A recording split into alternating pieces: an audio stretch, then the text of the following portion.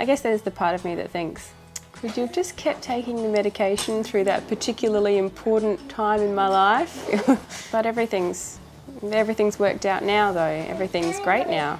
Just getting some information, I think, really would have helped him as well. It's not just for Dad, it's for the kids, it's for Mum, it's for everyone. No matter how incapacitated the person is, I still feel that the role that the person performs as like a father is really important.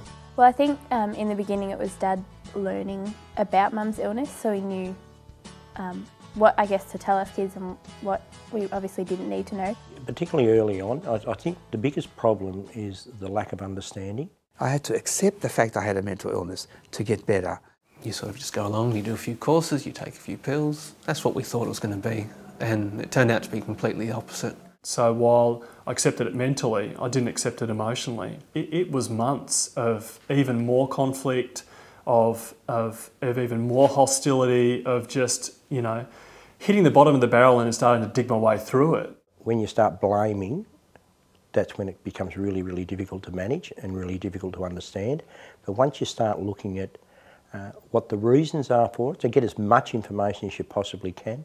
And I think it's really important for a lot of people who are partners of someone with a mental health issue to do their own research and try and understand. Having information and knowledge about symptoms and treatment is a powerful position to be in. You start looking at outside for help and finding ways to see if there is any more support you can, so that you can maintain the family unity.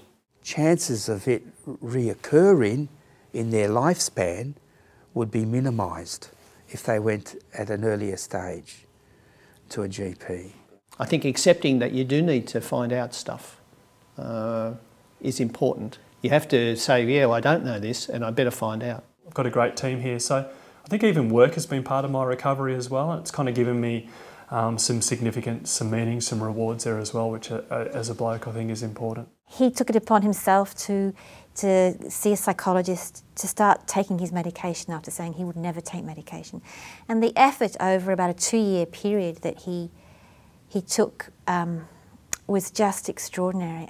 If you learn to accept mental illness in your family, you can move on. And that for the vast majority of people who suffer from mental health issues, it's transitory. For those people who suffer from it chronically, or it's always there in the background, I think it's important to remember that naturally we're not meant to be doing this on our own. There is help out there. There are a lot of people that are willing to help, and a lot of experts as well. But unless people actually want to drive that themselves, they're not going to get better. There's no reward for walking away. You get nothing for that. But you stick it out and you see what difference you can make in somebody's life by sticking it out.